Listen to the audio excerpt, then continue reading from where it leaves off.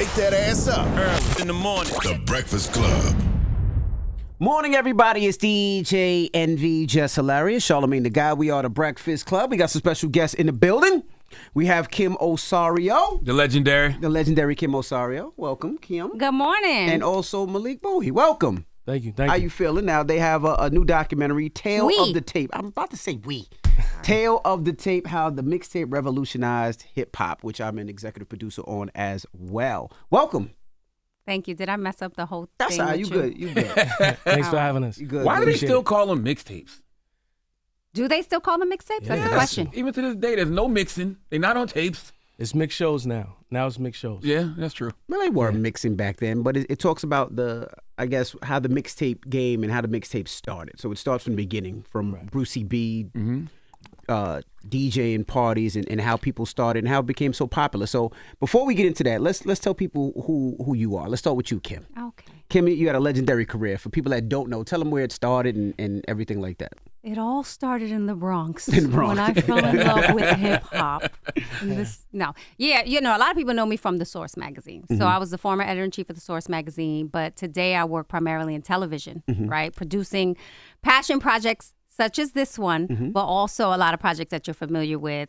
People know me today from the Impact New York, Love and Hip Hop, Growing Up Hip Hop, your favorite reality shows. That's right. And Malik? Oh, man. I'm a director, producer, owner, operator of Red Summer TV. I've been in the game a long time, telling stories. Used to work at every platform, produced for Rap City, 106, et cetera. But now I do everything through my company, and was happy to have Kim come aboard for this project. Now, before we get to the mixtape, what do you think about the landscaping of TV now? You mentioned Rap City, you mentioned music shows, 106 in Park. We don't have that anymore. Nah, I think it's all going the way of the streamer, to be honest. You look at a kid like Casanet, like he is what today's music. Casanet. Yeah, Casanet. He is what the Rap Cities or the 106s are. Like he gets all the big guests. They come there. They all come to him. And I think that's just what technology did. And academics breaking the music over the last few weeks. Yeah. That's a new aspect of it. And with you, Kim, of course, you were running The Source magazine, and magazines were so big back then. I remember you would wait for the new magazine to come out to see who was on the cover and the articles, but we don't have that. No. It doesn't exist anymore. Like you said, the landscape has changed, right? It's almost like direct to consumer. People are talking to, and as storytellers, right, I think we've all kind of come up in this game watching, consuming, telling our favorite stories. Nowadays, you see how easily the narrative can change, right? Just because people can get online and go and say whatever they want to say. Right. I was just having a conversation about a story that I thought was fake out there. So it has definitely changed. I think we have to be better protectors of our stories and our culture. That's one of the reasons why we decided to do this documentary. Well, nobody cares about the truth when the lie is more entertaining either. Right. So it's these people that are creating these narratives. Y'all talk about storytellers. They're out here telling these fictional tales that the internet loves. So how can you compete if you out here wanting to tell the truth? I know it seems like it's all for clicks, but I'm a firm believer that you got to stand strong in what it is that you do, and eventually, you will get the notoriety that you're looking for. I agree. Now let's break down the tale of the tape. What made you guys want to do the tale of the tape? Kim, I didn't think you were a DJ. First of all, don't play with me. You know I used to have turntables, right? Did you? Yes. What was your name? Sold them. I needed to sell them at one Christmas back in the 90s that I didn't have any money to buy gifts. I sold my turntables and I DJ still name? regret it. Why you want to do that, though? What was your DJ name? Why you didn't You just really sell think crack? I can't DJ? It was the Why you from the 90s. Bronx, right? No, like I love DJing. I'm a huge fan. You didn't even know that? I know. First of all, I was the first person that ever put you in the Source magazine. That is factual. Right? That is When they factual. brought a very young DJ Envy to me and said, this is the next guy. And I was like, oh, look at this beige person. That must be my brother. And I said, and we followed your career at the Source back then, right? Supported. But, I think that during that time, right, DJing was such an important part of the culture. I'm not saying it isn't now. It's just that it doesn't get as much shine. Correct. Right? So I feel like it's our responsibility to do that. So I'm a huge fan of DJing. Like I've always been like, I'm the type of person that sends playlists to people. Like if you're like really close to me, you know that about me. You know what I'm saying? See, Envy, you strayed away over the years. You ain't want to call nobody, so I don't send you my playlist. But I'm that type. I build playlists, and I think that like that's almost like the new mixtape when we think about it. But I just love music. I love DJ culture, and so it was a project that I wanted to get down with. Do you think DJs haven't adapted to these new distribution platforms? Meaning, like, when you saw over the pandemic, when D-Nice was on Instagram Live, people cared about DJing. That was great. So it's like now these DJs, they want to do radio, they want to do clubs.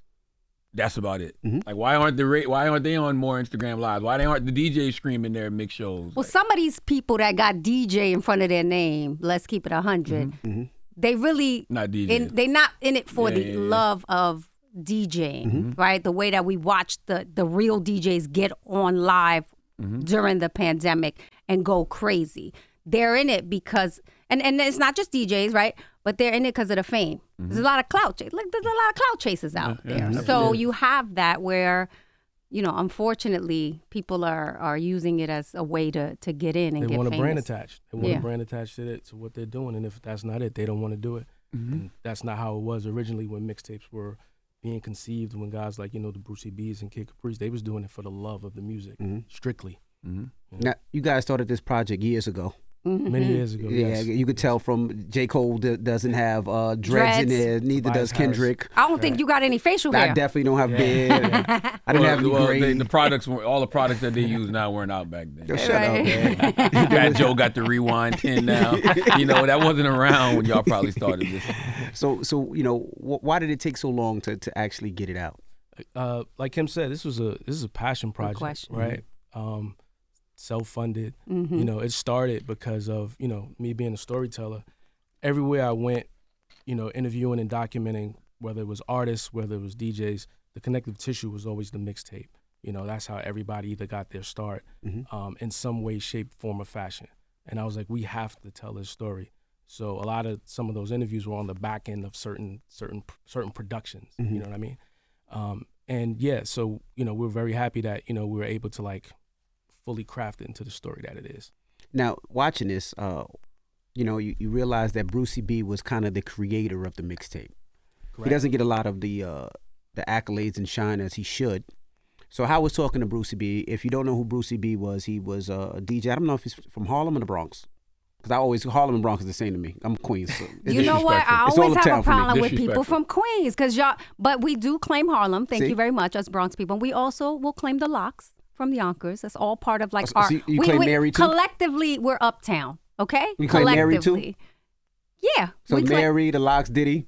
Bronx, we claiming all of that. It started with us, remember, and then we let y'all in Queens do what y'all did. Hey, listen, y'all took it to a whole nother level. I will give you that. Okay. I will give you that. But I think he is from Harlem, right? Harlem. Yeah. So talk about Brucey B and how it was created.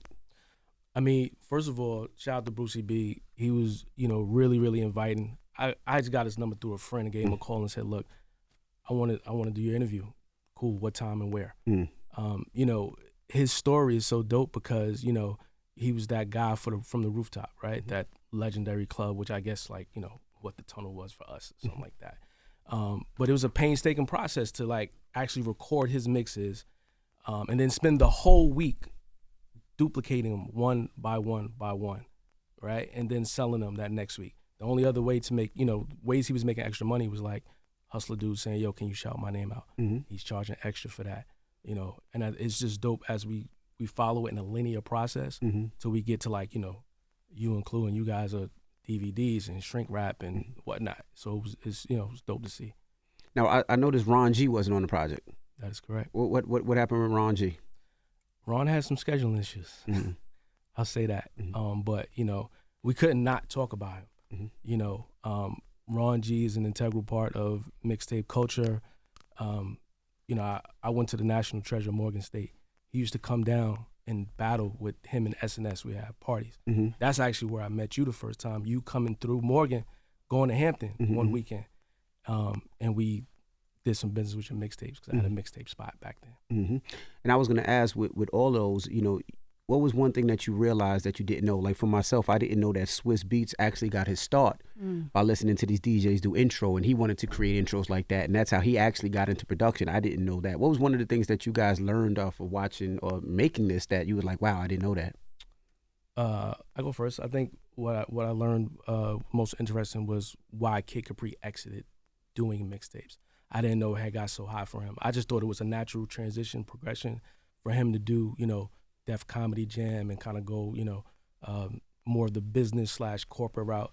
But that wasn't necessarily the case, because if he was stuck around doing what he did, It ended up like drama. he would. I think so. Absolutely. Right. Absolutely. What And you I think Kim? for me, besides the fact, of course, that I learned that you was a lot more controversial. Spicy? You was a lot more spicy in the original interview. was. You know what I'm saying? Like you've toned it down a little lot. bit. And I think that's what you had to do in mixtape culture, right? Like you had to get out there. It was very competitive. But I learned a lot about drama situation and how that changed the course of mixtapes and kind of steered into the mixtape, I think, as the younger community knows it today. They don't really understand like how we viewed mixtapes back then, how you went to the, 125th Street, Fordham Road, 3rd Avenue to get the tape if it came out on Friday, just to hear all of the new cuts or hear the new blends. They don't have that same perspective. And I think the game changed around that time when, the feds raided. R.I.A.A., yeah. Yeah. What about, I haven't seen it just, so what about Wayne and 50? Did y'all speak to them? Because there was a period where like, DJs, the artists were probably more important to mixtape culture than the DJs. Charlamagne, you knew we wasn't getting no 50 in this damn documentary. We said it was self-funded. We said it was self-funded. guy, though. 50's my guy. You 50's know my what? guy. Yeah. And I think part of the reason to have Envy come in and work with us on his documentaries was just to have a credible DJ be able to help us shape our narrative and telling the story and make sure there weren't things that we missed. Because a lot of that inside stuff, you don't know really what's going on. And then you come in with your cameras and you're trying to interview people and they're not really telling you the full story.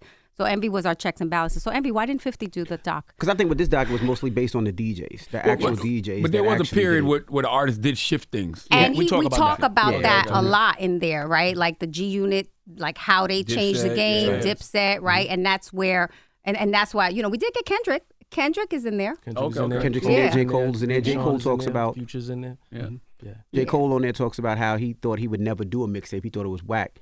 And then when he came up here in New York and seen all the DJs doing it, he was like, I have to do it. And that was the creation of his mixtape. That's what blew him up.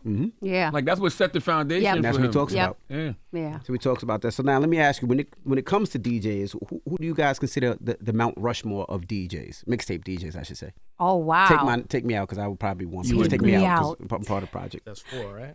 That's 4. I give 4. You give your 4, Kim. Why I got to give my 4? Brucey B, Kid Capri, Ron G, and DJ Clue. What? That's just what I listen to. Okay, You so leave drama off. But drama comes later in my mind. Like that's much later. And you're from the South, so that's Yeah. different. I'm from New York. For me, it would be Clue, Drama, Ron G, and probably Kid Capri. Yeah. Malik? Yeah, I think I definitely Kid Capri, Clue, Drama. I'm gonna go SNS. Wow. SNS. You Overall- left doo-wop off, and you said that was your favorite mixtape. 95 Live is my favorite Yep. mixtape. Yeah, Wasn't see, that Ron G and Doo-Wop? 95 Nah, Live? It was just Doo-Wop? Okay. Just okay. do up. Yeah, I see. It's bad because a lot of people forget Brucey B, right? They forget what Brucey B did for mixtape. He started it, so just because of that, Brucey B has to be on there, right?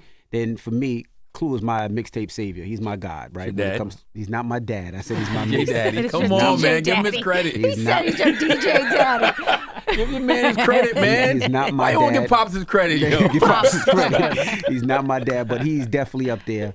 You can't take away what Drama did. Like, I joke with Drama all the time, and we always talk about who's better, Drama or Clue. But Drama was one of the people that changed the game when it came to mixtape. Like, Clue changed the game, how he did it, but Drama was getting full artist mixtapes, Right. which wasn't done before. And Right. what he was able to do was, some of these artist mixtapes are better than their actual album. If you think about what he did with Jeezy, Yep. what he did with Wayne, what he did with Gotti, what he did with G Unit, what he did with Pharrell, what he did with all those T.I. T.I. especially is like you can't take that away from Drama. And then it's like that's kind of 4, but you can't forget Kid or Ron. You know what I mean? Right. So it's very difficult. Right. Right. Why y'all try to have drama calling my phone like he wasn't on my top 4? Y'all was like, you can't take everybody went against me. I was like, okay. But you know what? That was after, I think, my impressionable years of when I was consuming mixtapes, right? So, like, I could see why, in my mind, I look at really, like, the forefathers more so of the culture at that time when mixtapes were prevalent. And when we talk about artist careers, you know, we could talk about what artists, and I don't think, like you said, the artists really forgot about mixtapes, but we broke down a lot of the artists that got their start from mixtapes, right? Can y'all break that down a little bit, some of those artists? I mean, of course, there's G Unit, and of course, there's Dipset. But Joe Budden talks about how he got his start. He talks how integral you and Clue were to his career. He always says he did it first. He always says he was that, but that's just Joe, right? He said, no, I did it first. G Unit and Dipset copied me. But I think those music tapes, set the bar for what a lot of the other guys did, from the Coles, Kendricks, and especially Big Sean's. When was the first Move Music? What year was that? I don't remember. I feel like it's 2000 and what? How early was that? Because 50 them was like late 90s, early 2000s. 50 them did early. Yeah. But Joe used to do the mixtapes with Fab, Paul Kane. It was the Desert Storm mixtapes that they used to do, which I think was before the G Unit. But that was the Desert Storm mixtape where they all did together and on top mixtapes beforehand. But that was definitely because Fifth album came out in 02. In 02. But I mean, he had been smoking the mixtape starting like for 99, 2 years prior. yeah. 99, 2000, absolutely. Yeah, it was back then. Now, will there be a part 2 of the documentary, and then where does it go from part 1? There'll definitely be a part 2. You want to let them know? Am I blowing it up about what the plans are? What we want to do with Tale of the Tape is kind of build off of different, I don't want to call them elements in hip hop, but we've talked about our next project. I don't want to say it 'cause I feel like somebody's going to jump on it. Should we just say Don't it? do it then. Wait, is that like a Somebody lesson will learned? take it. Oh, yeah. It's not about who does it first. First, it's about who does it better. That's We right. want to do That's better. DVDs next. We want to do the DVD era next, right? Because that's a big part of the culture and how things were shifting. When people remember when we used to get the DVDs and actually like watch them, and so that's the plan. But it's really to take it into like these different pockets and study those pockets in the culture, because no one's really doing that anymore. Yeah, I'm just glad that people get a chance to see where it actually started from and when DJs really mattered. And I think the DVDs is great. I mean, you'd have to do French Montana, where he got his start. Of course, Mack. Mack was my first fight. Oh, so you can't come on as executive Now we producer? cool now. he beat me up too. He beat me What do up you think, too. Charlamagne? What do you think? Smack beat me up too. Smack Troy. beat you Really? up? Troy, yeah. Salute to We Smack, went to school man. with each other. You said shout out to Yeah, why you gonna shout him out? dirty. Charlamagne, Salute to dirty. Smack. Wow. Smack was my first fight in See, this is, elementary school. but these are the things that we have to document. And he I fought mean, me in front of my pops too. That was the that's craziest thing. crazy. You got beat up in front of your Clue? This is crazy. Clue ain't help you, yo? Yo, This is crazy. oh my Shout out to Smack. God. I was Shout a out to Troy. cameraman Shout for out to Smack. You was a cameraman for Smack? Way back. Yeah. Really? That was me and him went to elementary school, and I think I threw dirt in his face, and I ran. He was like, the next day, I'm gonna beat your ass at 3 school. o'clock, huh? I can see that. And this was lunchtime. Lunchtime. He Lunchtime. was waiting full day. I called my Damn. dad. I was like, I said, yo, Dad, I'm about to fight Troy. He was like, all right, I'll be there. I walked out and I seen my dad there. I was like, Smack, because he ain't gonna hit me in front of my dad. Wow. I wonder if that's how you got the name for the DVD series. You think so? I wonder. You think? Yo, this DVD. See, we got to get the jump on this one. We're going to start with that story. Shout out to my brother Troy. We Oh, good now. man. We've been good after that. I think it's gonna be interesting to see too how DJs got their music, like those exclusives that they used to put on their mixtapes. Like I always like hearing those stories. I like hearing how artists used to get really pissed off and used to be hunting the DJs down because of that. Who Kid Right. talks about that? He talks about Clue and Envy, how they used to steal. Who Kid got kidnapped? Did he talk? No, he didn't talk about that. Yeah, he You got didn't talk about kidnapped. Yeah, he got Yeah, kidnapped. Pun. Pun kidnapped him. They Yeah, that's they said they were crazy. gonna book I him for a remember party. that story. They said they were gonna book him for a party, and Who Kid drove up to, I think it was the Bronx or Harlem, and they told him to come to the car so we can give you your deposit. So his man stayed in the car. Who Kid jumped out and they threw him in the back and they beat him up for playing an exclusive. So that was one of them. But we used to get the exclusive a couple different ways. So the Biggie exclusive that I got was Biggie put his car in valet, and the valet guy took the tape out and sold it to me. So that's how we got that Stealing. one. Yeah, that's what they said. What Another song one, was it? Pray for My Downfall. Wow. it was unmixed, unmastered. The all the Irv Gotti exclusives, it was Irv Gotti's intern. They never paid the interns You're just back blowing then. them up here, huh? That's old now. They never paid the interns. So when Irv used to go to the studio, what he used to do is he used to play the DATs back in the day loud in the office so everybody would hear it. And the intern took that one. And then the engineers in the studio. Yep. So all these artists would be disrespectful to the engineers and curse at them and yell at them. Right. So you give them a couple $100. Back then it was a couple $100, right? Like $200, and they go and the they record. just leaking the records. And they would leak the records. That's how we got a majority of our records. Wow, that's an exclusive right there. That's how we get them back. How could the mixtapes legally be sold if they weren't original songs? They just songs from artists put together. It was all illegal. It was illegal. Wasn't it? So even those stores you used to go up in when they promotional use only. That's what they always used to say, promotional use only. Yep. Really? Yeah. Wow. It was all illegal. And then they would get bootlegged by the bootleggers. So everything was kind of like... They were called wholesalers. Yeah. Wholesalers. And that was the difference, I would say, because when I met Envy, when he came down, he had, again, his products were shrink wrap, barcoded. Like, somebody was keeping inventory.